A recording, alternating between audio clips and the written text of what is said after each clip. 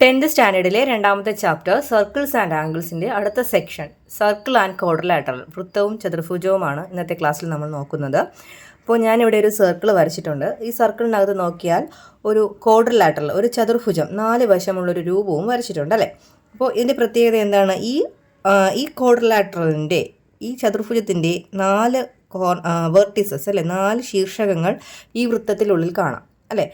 അപ്പോൾ ഇങ്ങനെ ഒരു രൂപം വന്നാൽ, അതായത് ഒരു സർക്കിളിനകത്ത് ഒരു ക്വാഡ്രിലാറ്ററൽ എന്നെ സൈക്ലിക് എന്നാണ് പറയുന്നത്. ഒരു സർക്കിളിനകത്ത് ഒരു ക്വാഡ്രിലാറ്ററൽ ഒരു വൃത്തത്തിനകത്തൊരു ചതുർഭുജം ഉണ്ടെങ്കിൽ, അപ്പോൾ ഈ ചതുർഭുജത്തിനൊക്കെ ആംഗിൾസ് ഇല്ലേ, 4 ആംഗിൾസ് ഉണ്ട് അല്ലേ, 4 കോണുകളുണ്ട്. ഈ കോണുകളുടെ പ്രത്യേകത എന്തായിരിക്കും? ഇതിൻ്റെ ഓപ്പോസിറ്റ് ആംഗിൾസ്, അതായത് എക്ക് ഓപ്പോസിറ്റ് എന്താണ്? സി ആണ് അല്ലേ. എയുടെ എതിരിൽ വരുന്നത് സി ആണ്. ഈ ഓപ്പോസിറ്റ് ആംഗിൾസിൻ്റെ സം എന്തായിരിക്കും? 180 ഡിഗ്രി ആയിരിക്കും, 180 ആയിരിക്കും. ഇവിടെ ബിക്ക് ഓപ്പോസിറ്റ് വരുന്നത് ഏതാണ്? ഡി ആണ്. Angle B plus angle D equals എന്തായിരിക്കും? 180 ഡിഗ്രി ആയിരിക്കും. അപ്പോൾ എന്താണ് ഒരു ക്വാഡ്രിലാറ്ററൽ സർക്കിളിനുള്ളിൽ വന്നാൽ, ചതുർഭുജം വൃത്തത്തിനുള്ളിൽ വന്നാൽ അതിൻ്റെ പ്രത്യേകത എന്തായിരിക്കും? If all vertices of a quadrilateral are on a circle, ഒരു ചതുർഭുജത്തിൻ്റെ എല്ലാ ശീർഷകങ്ങളും ഒരു വൃത്തത്തിലാണെങ്കിൽ then the sum of its opposite angles is 180. അങ്ങനെയാണെങ്കിൽ ആ ചതുർഭുജത്തിൻ്റെ എതിർകോണുകളുടെ തുക എന്തായിരിക്കും? 180 ഡിഗ്രി ആയിരിക്കും. അപ്പോൾ ഇതുമായിട്ട് റിലേറ്റ് ചെയ്ത പേജ് നമ്പർ 55 ക്വസ്റ്റ്യൻസ് നമുക്ക് നോക്കാം. ഒന്നാമത്തെ ചോദ്യം, calculate the angles of the quadrilateral Sean below and also the angles between it's diagonals. ചിത്രത്തിലെ ചതുർഭുജത്തിൻ്റെ കോണുകളും വികർണങ്ങൾക്കിടയിലെ കോണുകളും കണക്കാക്കുക. ഒന്നാമത്തെ ക്വസ്റ്റ്യനിൽ എന്താ പറഞ്ഞിരിക്കുന്നത്? Calculate the angles of the quadrilateral Sean below. താഴെ തന്നിരിക്കുന്ന ക്വാഡ്രിലാറ്ററലിൻ്റെ ചതുർഭുജത്തിൻ്റെ എല്ലാ കോണുകളും കണ്ടുപിടിക്കുക. മാത്രമല്ല ആംഗിൾസ് ബിറ്റ്വീൻ ഇറ്റ്സ് ഡയഗണൽസ്, അതിൻ്റെ വികർണങ്ങൾക്കിടയിലുള്ള കോണുകളും കണ്ടെത്തുക. അപ്പോൾ ഞാൻ ഈ ക്വാഡ്രിലാറ്ററലിന് ABCD എന്ന പേര് കൊടുക്കുന്നു. ABCD. ഇനി നമുക്കിതിനകത്തുള്ള ആംഗിൾസ് ഒക്കെ ഒന്ന് എഴുതി നോക്കാം. ഏതൊക്കെ ഇവിടെ തന്നിട്ടുള്ള ആംഗിൾസ്? BDC ഉണ്ടല്ലേ. Angle BDC equals 50 degree. Okay. അതുപോലെ അടുത്ത ആംഗിൾ ഏതാ ഉള്ളത്? ആംഗിൾ DBC ഉണ്ട്. Angle DBC. ആംഗിൾ DBC എത്രയാണ്? 45 ഡിഗ്രി. ഇനി ഒരു ആംഗിളും കൂടി ഉണ്ടല്ലോ. ഏതാണ്? Angle DCA. Angle DCA. Angle DCA എത്രയാണ്? 30 degree. Angle DCA 30 degree. Okay. ഇനി നമ്മൾ കഴിഞ്ഞ ക്ലാസ്സിലൊക്കെ പഠിച്ചത് എന്താണ്? ഒരു ആർക്കിൻ്റെ എൻഡ് പോയിൻറ്റുകൾ അതിൻ്റെ എതിർ ആർക്കിൽ, അതായത് അതിൻ്റെ ഓൾട്ടർനേറ്റ് ആർക്കിൽ എതിർചാപത്തിൽ ഫോം ചെയ്യുന്ന ആംഗിൾസ് എല്ലാം ഈക്വൽ ആയിരിക്കും. ഇപ്പോൾ നമ്മൾ ആംഗിൾ BDC നോക്കിയാൽ അത് ഏത് ആർക്കിലാണെന്ന് കണ്ടുപിടിക്കാൻ അതിൻ്റെ എൻഡ് പോയിൻറ്റുകൾ നോക്കിയാൽ മതി. അതായത് ബിയും സിയും. BC എന്ന ആർക്ക്, അതായത് ഇതാണ് BC എന്ന ആർക്ക് അല്ലേ.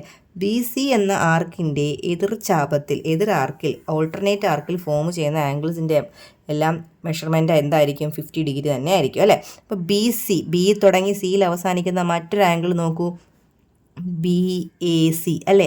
Angle BAC. ഇതും ബി തുടങ്ങി സിയിൽ അവസാനിക്കില്ലേ, അതും എത്ര ഡിഗ്രി ആയിരിക്കും?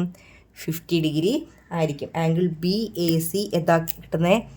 50 degree. Angle BAC 50 degree. Okay, അത് കിട്ടി. അതുപോലെ അടുത്ത ആർക്ക് DBC, അതായത് DC ആണ്.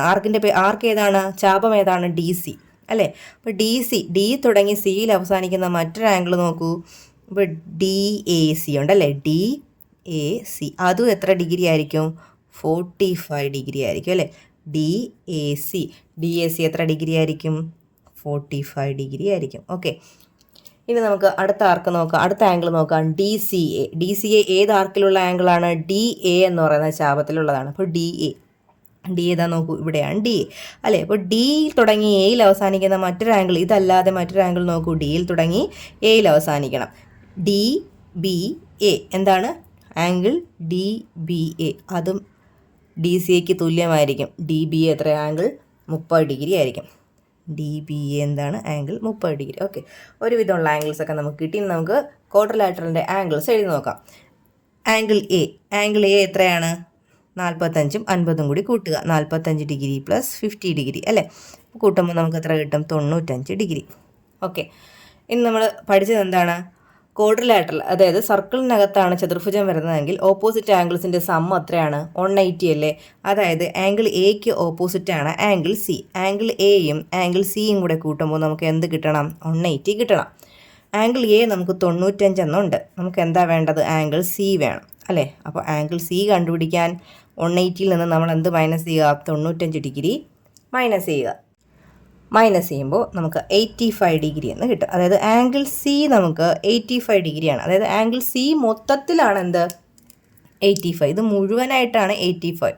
ഇവിടെ നമുക്ക് 30 എന്നുണ്ട് അല്ലേ? അപ്പോൾ ഇത്രയും ഭാഗത്തെ ഈ വികരണത്തിൻ്റെ ഡയഗണലിനിടയിലുള്ള ആംഗിൾ കണ്ടുപിടിക്കാൻ 85ൽ നിന്ന് എന്ത് മൈനസ് ചെയ്യണം? 30 മൈനസ് ചെയ്യണം. അതായത് ഏത് ആംഗിളാണ്?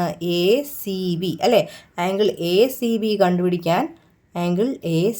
കണ്ടുപിടിക്കാൻ 85ൽ നിന്നും എന്ത് മൈനസ് ചെയ്യുക? 30 മൈനസ് ചെയ്യുക. അപ്പോൾ നമുക്ക് എന്ത് കിട്ടും? 55 ഡിഗ്രി എന്ന് കിട്ടും. അതായത് ഈ ഒരു ചെറിയ പാർട്ടിലെ ഈ ഇവിടുത്തെ ആംഗിൾ എത്രയാണ്? 55 ഡിഗ്രിയാണ്. ഓക്കെ, അപ്പോൾ ആംഗിൾ എയും കിട്ടി, ആംഗിൾ സിയും കിട്ടി. ഇനി നമുക്ക് ആംഗിൾ ബി എഴുതാം. ആംഗിൾ ബി എത്രയാണ്? 30 + 45. 30 + 45, 30 ഡിഗ്രി + 45 ഡിഗ്രി കൂട്ടുമ്പോൾ നമുക്ക് 75 ഡിഗ്രി എന്ന് കിട്ടും. 75. ഓക്കെ, ഇനി ആംഗിൾ ബിയുടെ ഓപ്പോസിറ്റ് വരുന്ന ആംഗിൾ ഏതാണ്? ആംഗിൾ ഡി അല്ലേ? അതായത് angle B plus angle D നമുക്ക് എന്താണെന്ന് എഴുതാൻ പറ്റും? 180 ഡിഗ്രി അല്ലേ? സർക്കിളിനകത്ത് ക്വാഡ്രിലാറ്ററൽ വന്നതുകൊണ്ട് ആംഗിൾ ബിയും ആംഗിൾ ഡിയും കൂടെ കൂട്ടുമ്പോൾ 180 എന്ന് കിട്ടണം. ആംഗിൾ ബി നമുക്കുണ്ട് 75 ഡിഗ്രി എന്നുണ്ട്. നമുക്കിനി എന്ത് കണ്ടുപിടിച്ചാൽ മതി? ആംഗിൾ ഡി കണ്ടുപിടിക്കാൻ എന്ത് ചെയ്യുക? 180ൽ നിന്ന് 75 മൈനസ് ചെയ്താൽ മതിയാകുമല്ലോ. 180 മൈനസ് 180 എന്ത് ചെയ്യുക? 75 ചെയ്യുമ്പോൾ നമുക്ക് ആംഗിൾ ഡി കിട്ടും. അതായത് മൈനസ് ചെയ്യുമ്പോൾ നമുക്ക് 105 ഡിഗ്രി എന്ന് കിട്ടും. ആംഗിൾ ഡി എത്രയാണ്? 105. ആംഗിൾ ഡി എവിടെയാണ്? ആംഗിൾ ഡി ഇവിടെയാണ് മുഴുവനായിട്ട്. ഈ ആംഗിൾ ഡി മൊത്തത്തിൽ നമുക്ക് 105 ഡിഗ്രി എന്നാണ്. അതിൽ ഈ ഒരു പാർട്ടിൽ നമുക്ക് 50 ഡിഗ്രി എന്നുണ്ട്. അപ്പോൾ ഇത് കണ്ടുപിടിക്കാനാണെങ്കിലോ, അതായത് ആംഗിൾ ADB കണ്ടുപിടിക്കാൻ 105ൽ നിന്ന് എന്ത് മൈനസ് ചെയ്യുക? 50 മൈനസ് ചെയ്യുക. ആംഗിൾ ADB = 105 മൈനസ് എന്താ? 50. മൈനസ് ചെയ്യുമ്പോൾ നമുക്ക് എത്ര കിട്ടും? 55 ഡിഗ്രി എന്ന് കിട്ടും. അതായത് ഈ ഒരു പാർട്ടിലെ ആംഗിൾ എന്ന് പറഞ്ഞാൽ എത്രയാണ്? 55 degree. Second question, prove that in a cyclic quadrilateral, the outer angle at any vertex is equal to the inner angle at the opposite vertex.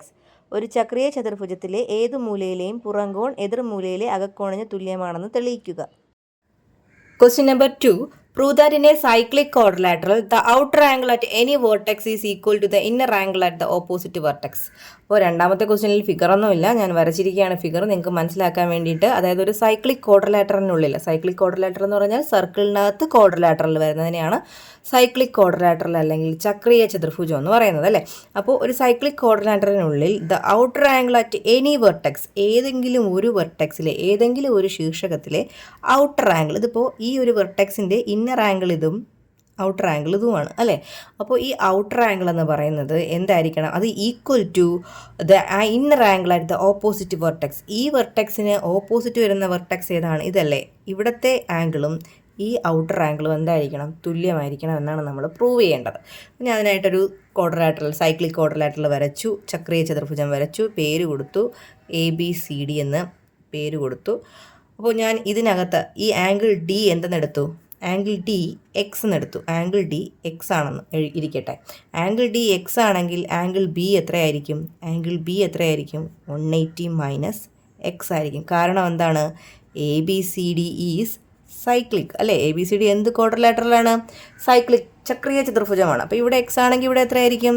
180 minus X ആയിരിക്കും അല്ലേ. അല്ലെങ്കിൽ ഇവിടെ എക്സ് എടുത്താൽ ഇവിടെ എന്ത് വരും? ഇവിടെ 180 മൈനസ് എക്സ് വരും. നമുക്കറിയാം എതിർ കോണുകളുടെ തുക എത്രയായിരിക്കും? 180 ആയിരിക്കും. ഓക്കെ, ഇനി നോക്കൂ, ഞാനിവിടെ ഒരു P എന്ന് കൊടുത്താൽ ആംഗിൾ CBP എത്രയാണ്? ആംഗിൾ CBP ഈക്വൽസ്, നമുക്കറിയാം ഒരു ലൈനിൽ വേറൊരു ലൈൻ വീഴുമ്പോൾ രണ്ട് ആംഗിൾസ് അവിടെ ഫോം ചെയ്യും. ഇതിനെ നമ്മൾ എന്താ വിളിക്കുന്നത്? ലീനിയർ പെയർ അഥവാ രേഖീയ ജോഡികൾ അല്ലേ. ഇവയുടെ സമ്മു എത്രയാണ്? 180 ആണ്.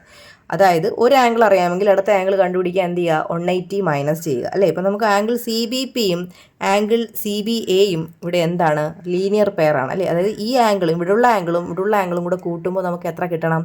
180 കിട്ടണം. അതായത് ആംഗിൾ CBP കിട്ടാൻ എന്ത് ചെയ്യുക? 180ൽ നിന്ന് ഇതാ ഇവിടുത്തെ ഈ 180 മൈനസ് എക്സ് എന്ത് ചെയ്യുക? മൈനസ് ചെയ്യുക. 180 മൈനസ് എക്സ് മൈനസ് ചെയ്യുക.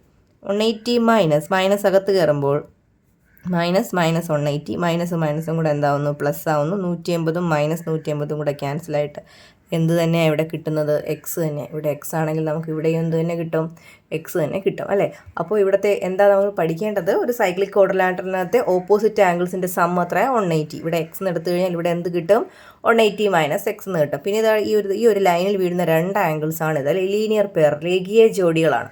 അവയുടെ സമം എന്താണ്, 180 ആണ്. ഇവിടെ 180 മൈനസ് എക്സ് ആണെങ്കിൽ ഇവിടെ എന്തായിരിക്കും, എക്സ് ആയിരിക്കും. കാരണം ഇവിടുത്തെ ആംഗിൾ കിട്ടാൻ നമ്മൾ എന്താ ചെയ്യേണ്ടത്, 180യിൽ നിന്ന് ഇവിടെയുള്ള ആംഗിളായ 180 മൈനസ് എക്സ് എന്ത് ചെയ്യുക, മൈനസ് ചെയ്യുക. മൈനസ് ചെയ്യുമ്പോൾ 180 മൈനസ് 180 ക്യാൻസൽ ആയിപ്പോൾ മൈനസും കൂടെ പ്ലസ് ആയി, പ്ലസ് എക്സ് ആയി. ഓക്കെ.